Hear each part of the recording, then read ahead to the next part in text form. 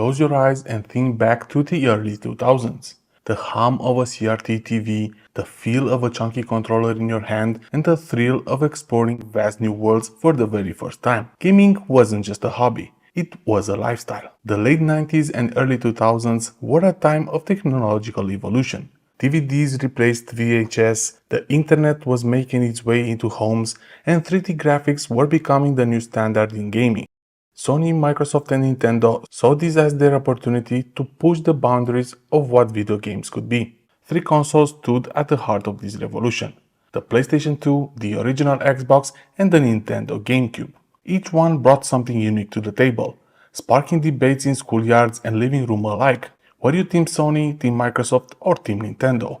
Or maybe you just loved them all. One became the best-selling console in history, another marked new beginnings, and the last could have been the end of it all. Let's take a journey back to the generation that refined gaming, a time when discs replaced cartridges, online multiplayer became a reality, and the console wars entered a whole new era. This is the story of probably the best console generation in history.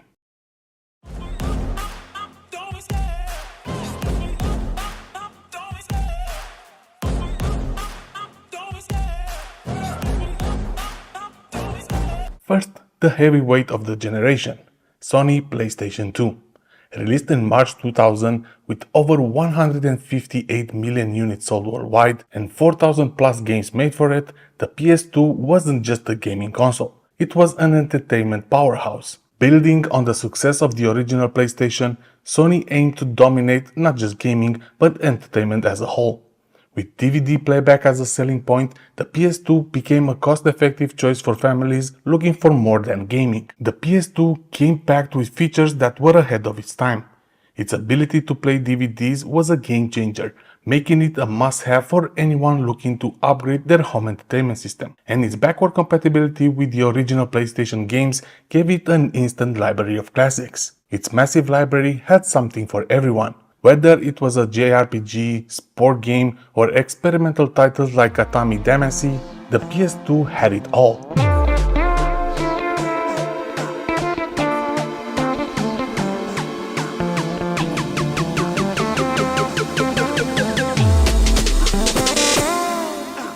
And who could forget the groundbreaking Grand Theft Auto series, which pushed open world gaming to new heights? The PS2 was home to some of the most iconic games of all time. Final Fantasy X amazed players with its story and visuals. Metal Gear Solid 2 pushed the boundaries of storytelling. Gran Turismo 3 set the standard for racing sims, and let's not forget the big classics like God of War, Shadow of the Colossus, or the Ratchet & Clank series. And these are just the tip of the iceberg. Sony is well known for their amazing exclusive games, and the PS2 did not disappoint from this aspect. And even multiplayer gaming thrived on the PS2. With a multi-tap accessory, couch co-op and party games were a staple of the era, bringing friends and families together in living room across the globe. In the end, the PS2 was more than just a console. It was a cultural icon. Its combination of cutting-edge technology, a diverse game library, and Sony's savvy marketing made it the undisputed champion of its generation. And not only for that generation, as of now, the PS2 is still ranked the highest when it comes to total sales worldwide. The Nintendo Switch has a clear chances of surpassing it one day, but for now, bow to the king.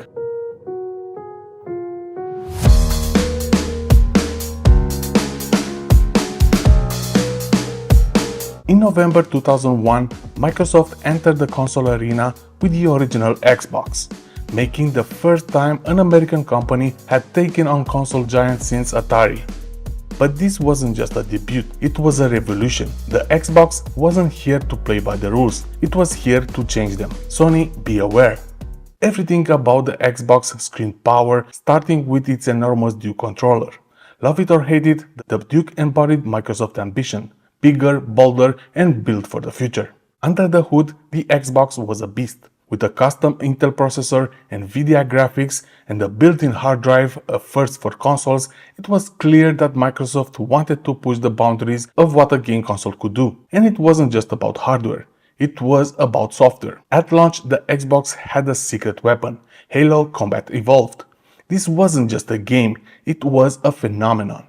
Halo introduced players to massive sci-fi battles, unforgettable multiplayer modes, and one of the most iconic protagonists in gaming, Master Chief. By the end of 2001, Halo wasn't just selling copies, it was selling Xbox consoles. Then came Xbox Live. Released in 2002, this online gaming service was nothing short of revolutionary. It brought players together from around the world, complete with voice chat, multiplayer matchmaking, and downloadable content. Suddenly, gaming wasn't confined to your living room, it became global. While the Xbox didn't sell as many units as the PS2, stopping at around 24 million units sold, its impact went far beyond the numbers. Microsoft had established itself as a major player in the gaming industry, paving the way for the success of future consoles like the Xbox 360 and the Series X and S. The original Xbox wasn't just a gaming console, it was a glimpse into the future. With its focus on power, online connectivity, and ambitious exclusives, it laid the foundation for what modern gaming could become. And for many, it all started with a green ring and a simple mission: finish the fight. And before moving on to the next console, I want to talk to you about today's sponsor, Fiverr. Fiverr is a platform where you can connect with different artists and freelancers around the world for a wide range of activities. It's basically an online marketplace where individuals and businesses can buy and sell services. For example, all drawing animations you've seen in this video were made through Fiverr by the username Guarav. Make sure to check out their work if you like what you've seen so far. And once again, thank you Fiverr for sponsoring this video. Now let's get back to the video.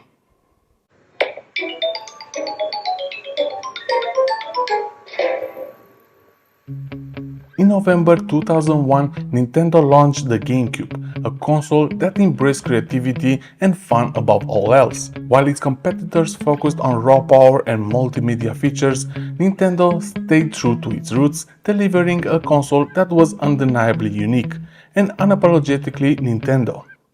With its cube-shaped design, playful purple color, and even a handle for portability, the GameCube immediately stood out. It wasn't trying to be a DVD player or an all-in-one entertainment system, it was all about gaming. Even its tiny mini-discs were unconventional. They had limited storage compared to DVDs, but they symbolized Nintendo's philosophy: small, simple, and built for delivering great games. And deliver it did.